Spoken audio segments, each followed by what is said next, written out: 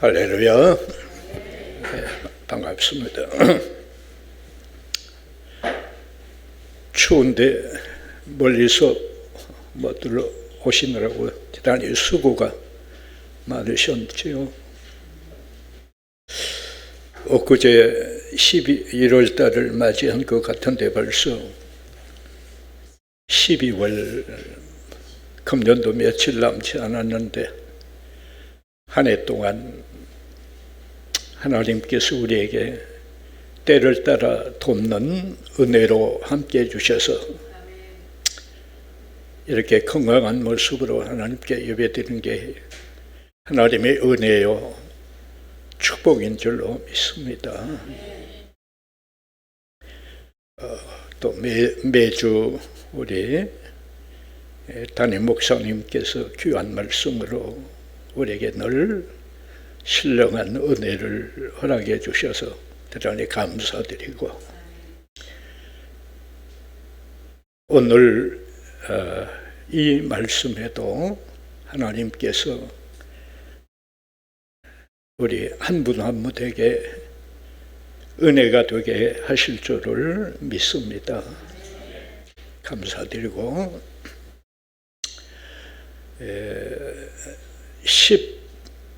16살에서 한 18살 정도 된 한 청년이 인적이 드문 허허 벌판에 이제 돌을 베게 하고 이제 참 깊은 잠에 들어있는데, 이름은 야곱이고 누워있는 장소는 우리가 성경에 나와 있는 대로 베델이라고 하는 것입니다. 그러면 첫째로 어린 이 청년 야곱이 어떤 연고에 의해서, 어떤 동기에 의해서 이 사막 한 벌판에 누워 있을까, 이걸 먼저 우리가 좀 짚고 다음 단계로 좀 넘어가려고 해요. 물론 우리 광원교회 성도들의 성경 지식으로 하면 이미 다 우리가 알고 있는 내용이지만, 혹시라도 한 분이라도 좀 다소 생소한 분이 있을까 봐서 한 번 더 간략하게 짚고 넘어가려고 해요. 왜 야곱이 여기까지 와서 빈들에서 누워 자고 있었을까? 우리가 성경 지도에 보면 이스라엘의 가장 남쪽 지방에 부엘세바라고 하는 곳이 있습니다. 혹시 우리나라로 예를 들면 호남 쪽을 예를 든다면 아마 광주 지역에 좀 해당되는 그와 같은 남쪽 지역인 부엘세바라고 하는 곳에서 아버지 이삭, 어머니 리브가, 형 예서, 그리고 야곱, 이 네 식구가 한 가족을 이루어서 오손도손 살고 있는데, 어느 날 아버지 이삭이 장남 예서를 불러서, 예서야, 요즘 내가 기력이 쇠하여지고 몹시 눈도 침침해지고 아마 하나님께서 나를 부르실 때가 가까운 것 같다. 그러니 네가 가진 화살로 들에 나가서 사냥을 해가지고 그 사냥한 것으로 맛있게 별미를 만들어서 내게로 가져와라. 그러면 내가 그것을 먹고 너를 마음껏 축복하리라 라고 해서 예수는 그 길로 이제 사냥을 나가게 되었는데, 부엌에서 이 말을 조용히 듣고 있던 어머니 리브가가 야곱을 부르더니, 야곱아, 야곱아, 내가 방금 들으니까 너의 아버지께서 여차 이렇게 말씀하셨다. 근데 야, 네가 복을 받아야지, 안 그래? 그러니 내 말대로 해. 우리 집에서 기른 염소가 있잖아. 그 염소 2마리를 잡아서 내게 가져와. 그럼 내가 그걸 맛있게 요리해서 줄 테니까 네가 그걸 아버지께 갖다 드려서 네가 복을 받아야지.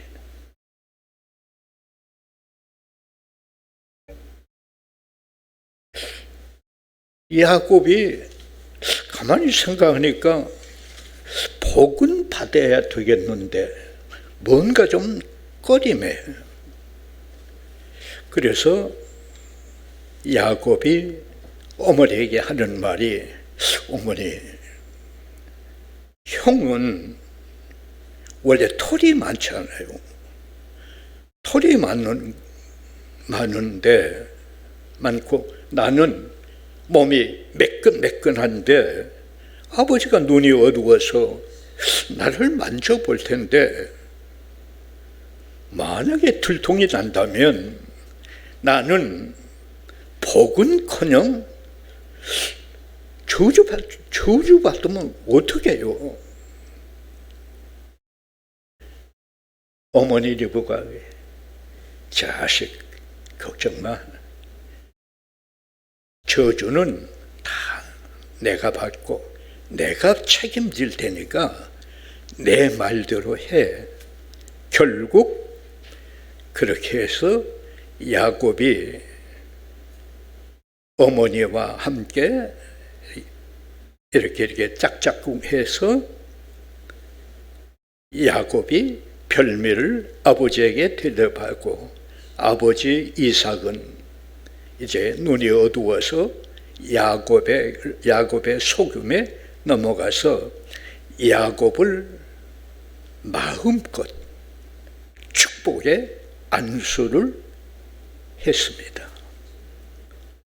이후에 예서는 나중에 돌아와서 이 사실을 알고는 예서가 야곱을 죽이려고 하였고, 이 사건으로 인하여 가정은 서로 갈등이 빚어져서 야곱은 집에서 쫓겨나서 이곳 베델까지 와서 누워있게 되었다. 부엘세바에서 이 베델까지는 이게 자료를 찾아보니까 한 200리 정도 되는 거예요. 200리 정도를 지금 요즘 같으면 뭐 기차나 뭐 고속버스나 여러 가지 교통수단이 있지만은 그 당시에는 뭐 거의 뭐 걷거나 뛰거나 하니까 상당히 200리를 어린 청년이 200리까지 왔다고 하면 상당히 먼 거리를 온 것이 아니겠습니까? 자, 그렇다면 여기까지는 우리가 좀 이해하고, 그러면 둘째로 한 걸음 더 나아가서, 그러면 야곱은 여차 이러이러한 연고로 여기까지 와서 갑자기 어떤 신세로, 어떤 처지, 어떤 형편에 되어버렸을까요? 자, 졸지에 정말 아무도 의지할 수 없는 아주 자기 혼자, 가족도 형제도 친척도 이웃도 아무도 없고 아무도 없어요. 자기 인생의 문제를 스스로 해결해야 되고 상담할 사람도 없고 안타까운 사정을 누구한테 호소할 길도 없고 오직 자기 문제를 자기가 해결해야 되는 정말 어려운 처지로 전락해 버렸다는 거예요. 여러분, 우리가 인생을 살아가면서 그렇잖아요. 사람이 살아가면서 자, 부모, 형제, 가족, 그리고 친구, 이웃끼리 서로 교제하며 서로 희로애락을 누리며 또 사랑을 받기도 하고 또 사랑을 주기도 하고 이렇게 살아가는 것이 인생이 아니겠어요. 그런데 지금 야곱은 졸지에 한순간의 실수에 의해서 본의 아니게 이상한 어떤 꼬임에 인생이 꼬여가지고 아무도 의지할 수 없는, 아무도 자기와 함께 할 수 없는 혼자 외롭고 고독한 처지로 전락해 버렸다는 얘기예요. 자, 그렇다면 야곱은 지금 그러면 가진 것이라고 있는가? 아무것도 없어요. 뭐 거기에 침을 싸가지고 뭘 가지고 온 그런 입장도 아니고 지금 집에서 쫓겨나서 빈몸으로 나왔. 아무것도. 뭐 그 당시에 뭐 통장이 있겠어요. 무슨 재산. 아무것도 없는 거예요. 오로지 가진 것이라고는 자기 빈몸. 아니 의복한 불 아무것도 없네.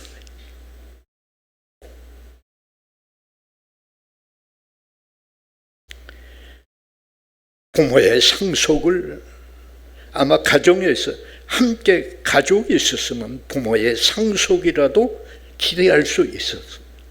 그런데 이제는 부모의 상속도 다 이제 사라져버리고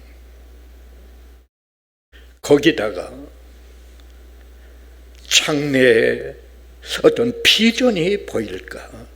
정말 야곱에게 장래에 어떤 소망이 있을까? 여러분, 한번 우리가 야곱의 입장으로 돌아가서 잠시나마 우리가 정말 야곱이 지금 빈들이고 누가 오라고 하는 데도 없고 그냥 지금 막연하게 집에서 쫓겨나서 저 하란 땅, 지금으로 하면은 지금 위치로 하면 시리아라고 하는 이스라엘에서 국경을 넘어서 시리아라고 하는 땅이 하란인데 거기 삼촌댁으로 얹혀 살기 위해서 가는 거예요.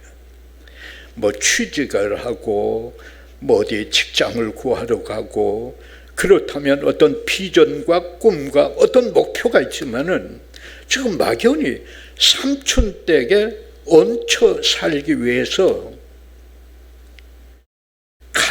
도망가는 쫓겨가는 신세인데 무슨 비전이 있어요? 무슨 꿈이 있어요?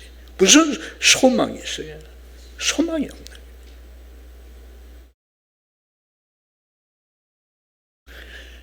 이러한 처지에, 이런 형편에, 이런 상황에서 여러분, 아무도 의지할 사람 없는 외로운 그때, 누구하고 자기 인생의 문제를 상담할 사람도 없는 그런 입장에서 쫓기는 신세가 되어서 어떤 장래의 비전이나 소망이 없는 그런 형편에서 오늘 여러분에게 강조하고자 하는 것은 바로 이 점입니다. 이런 형편에, 이런 처지에, 이런 상황에서 하나님은 그에게 어떻게 하셨습니까?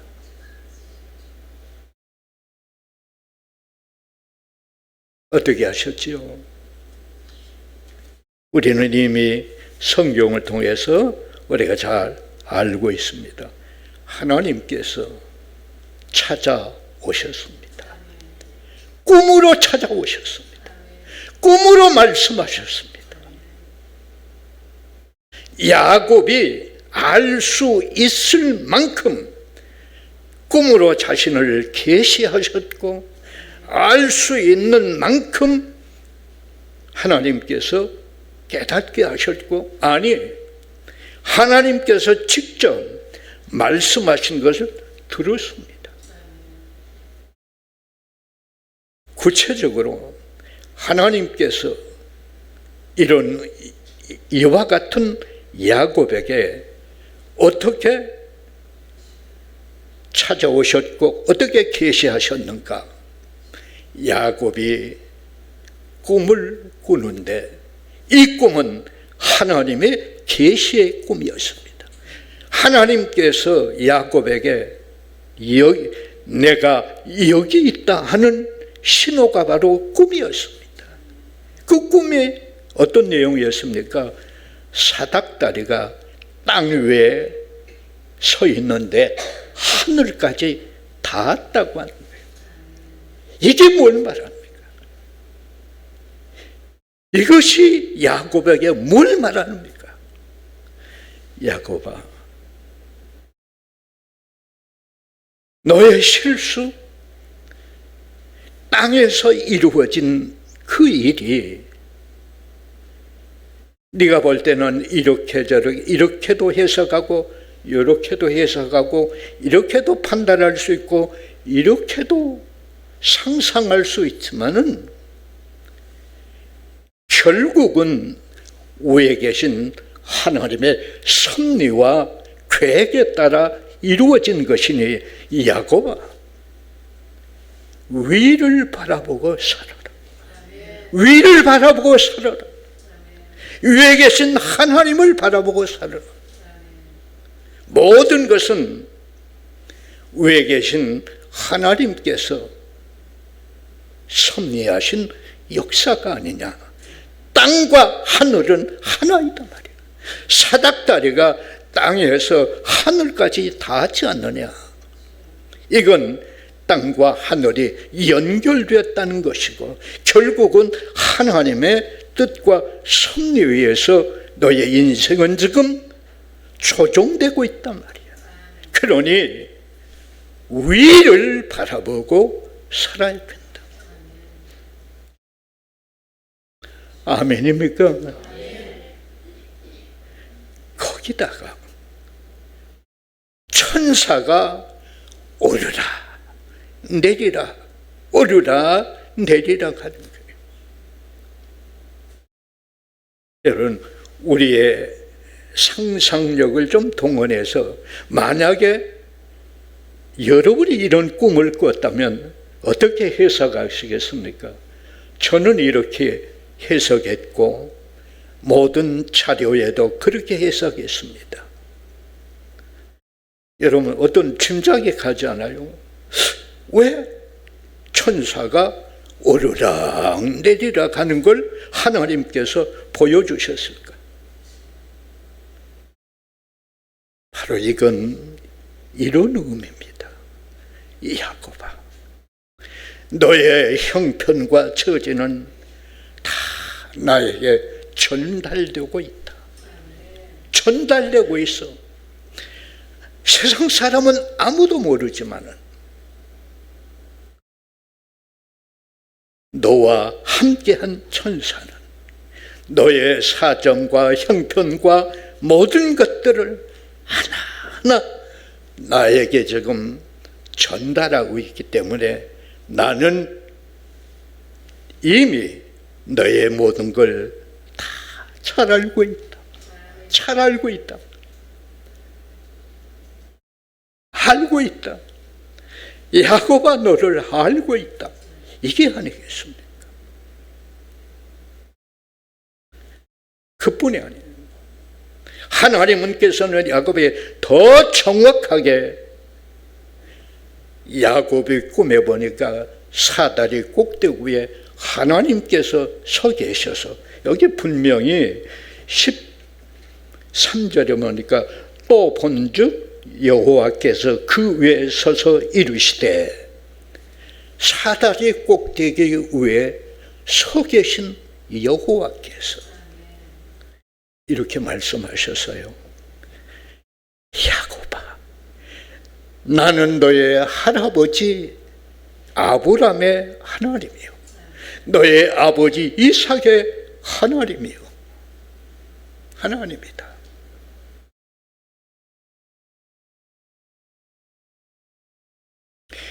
내가 지금 네가 지금 누워있는 이 땅을 너의 후손에게 줄 것이다.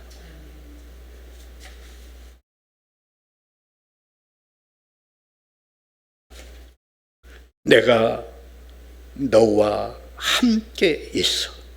네가 어디로 가든지 너를 지켜주며 너를 이끌어 이 땅으로 돌아오게 할 것이다. 내가 너에게 허락한 것을 이루기까지 너를 떠나지 아니하리라 라고 하는 장래의 비전과 축복과 꿈을 정확하게 말씀해 주셨습니다.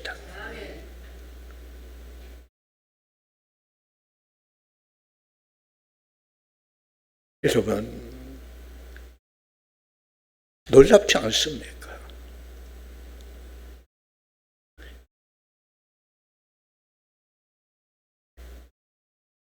이 꿈을 꾸고 야곱의 고백이 이렇습니다. 저는 이 고백이 오늘 우리에게 대단히 중요하다고 하는 교훈을 받아야 된다고 생각합니다. 우리 16절을 한번 읽어보실까요? 16절을 17절까지 시작.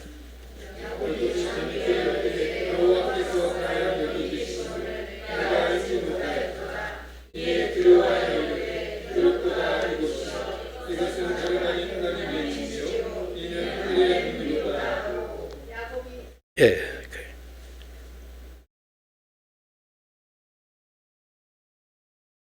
야곱이 참있게요 이르되 여호와께서 과연 여기 계시거늘. 지금 여기가 어디입니까? 빈들이요, 광야요, 들판이에요. 아무도 아는 사람도 없고 아무도 없어. 근데 이 꿈을 통해서 하나님께서 꿈을 통하여 찾아오심으로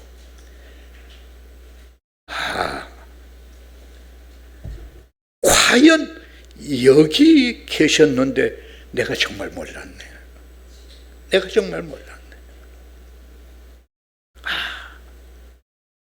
두렵구나.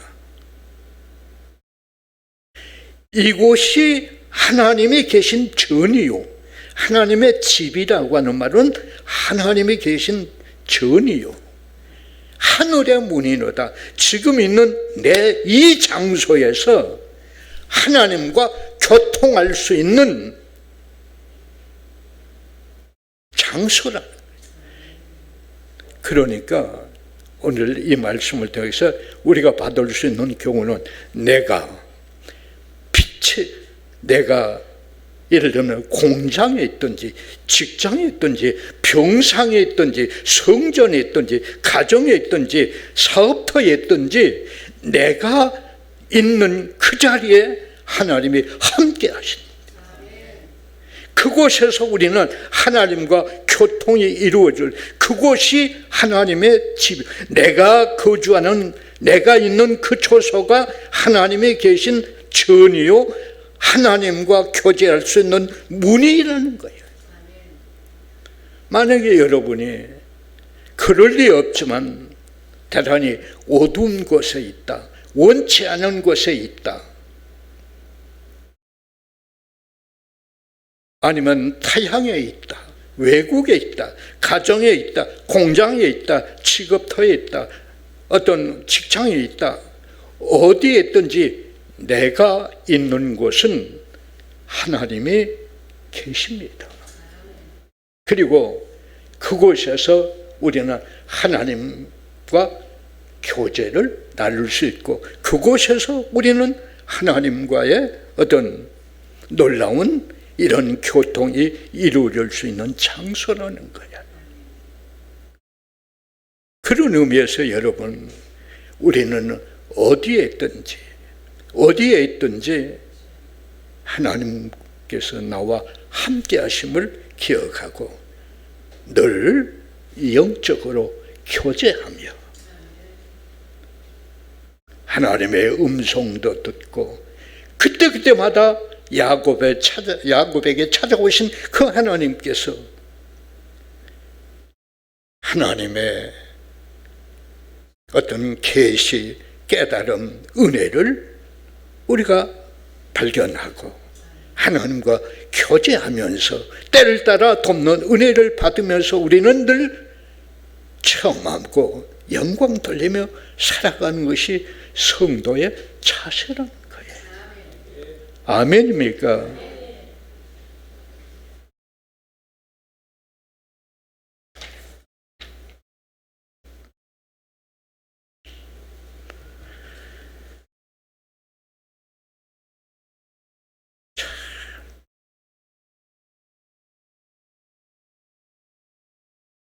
그러면 이제 마지막으로 우리가 과연 그러면 야곱의 결말은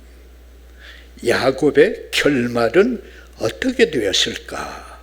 우리가 성경으로 돌아가 보면 우리가 야곱이 결국 어떻습니까? 하란에 있는 삼촌 댁에서 20년 동안 얹혀 삽니다. 얹혀 살면서 결혼도 했어요. 거부가 되었어요. 삼촌 라반의 모든 가축들을 하나님께서 야곱에게 돌려주심으로 거부가 되었어요. 그리고 하나님께서 야곱에게 하신 말씀이, 야곱아, 이제 때가 되었다. 베델로 올라가거라. 그래서 결국 거부가 되어서, 삼촌 댁에서 비록 20년 동안 고생은 했지만 하나님께서 그 베델에서 하신 약속이 다 비단 고생은 했지만 그 약속이 다 이루어져서 부인도 2사람, 자녀도 12자녀를 낳아서 거부가 되어서 하나님께서 베델로 올라가라고 해서 여러분 금이 환영해서 아버지도 다시 만나고 어머니도 만나고 형 에서와도 화해하고, 그리고 야곱의 12아들 중에 11번째 아들이 요셉이 애굽의 총리가 되어서 야곱은 147세까지 장수하면서 자식이 그 대제국의 총리가 되어서 노년을 복되게 살았습니다. 자, 그러면 결론. 여러분, 오늘 우리는 이 야곱을 쭉 이렇게 더듬어 보면서 이제 결론으로 좀 이런 말씀을 강조하고 마치려고 해요. 자, 우리 지금 사회적인 여건이 성공하고 출세하고 잘 되려면 가정의 배경도 있어야 되고 뭐 이제 자본도 있어야 되고 환경적인 요인도 받쳐줘야 되고 사실 그렇지 않습니까? 요즘 우리가 살아가는 모든 세상이 정말 구조적으로 녹록지 않습니다. 그런데 여러분, 하나님은 이런 걸 초월한다. 하나님의 역사는 초월합니다.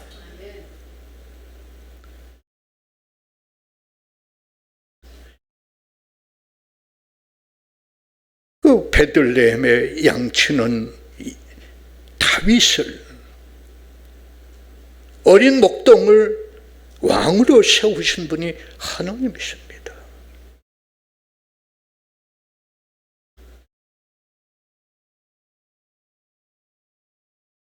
하나님은 이런 모든 것을 초월해서 역사하신 분이 하나님이시고, 또 하나는 우리가 꼭 오늘 우리는 이 야곱을 살펴보면서 꼭 기억해야 될 게, 작은 실수, 작은 고난도 하나님의 차원에서는 크게 역사해 주셔서 오히려 그걸 축복으로 바꿔주시는 분이구나. 야곱을 보세요. 사실 야곱의 원 실수는 어머니 리브가였어요. 근데 이런 작은, 솔직히 야곱은 어머니 리브가의 그 어떤 강요에 의해서 이렇게 됐는데, 이런 실수까지도 하나님은 선으로 바꾸셔서 축복으로 바꿔주셨다는 거예요. 아멘입니까? 그 작은 실수까지도 하나님은 선으로 바꾸셔서 오히려 야곱에게 축복으로 역사해 주셨고, 그리고 우리가 이 야곱을 통해서 배울 수 있는 교훈 하나는, 하나님과 함께하는 사람은 길게 보아라. 짧게 보지 마라. 짧게 보지 마라. 길게 보아라. 끝을 보아라. 나중을 보아라. 결국 하나님과 함께한 사람은 성공합니다. 잘 됩니다. 하나님의 역사해 주십니다. 야곱을 보세요. 분명히 그랬습니다.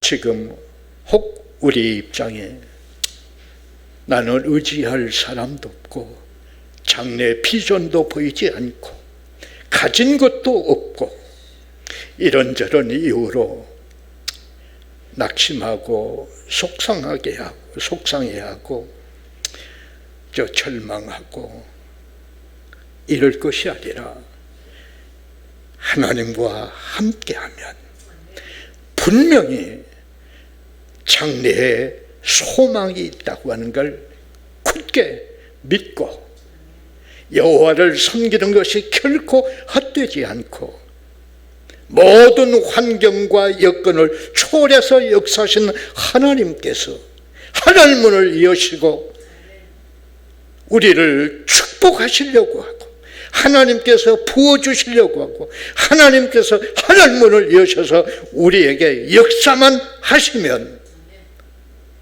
우리의 운명과 팔자는 바꾸진다고 하는 사실을 굳게 굳게 믿고, 여러분 우선 고생된다고 해서 낙심하지 마시고 야곱처럼 길게 보아서 결국 우리가 하나님의 언약, 하나님의 약속, 하나님의 말씀을 듣고 붙잡고 의지하는 것이 정말 축복임을 꼭 기억하고, 이 믿음, 이 은혜를 꼭 길이길이 간직하셔서 우리 광원교회 모든 성도들이 노년에는 야곱처럼 거부가 되어서 자손 만대에 하나님께 영광을 돌리는 우리 성도들에게 되시기를 간절히 축복합니다.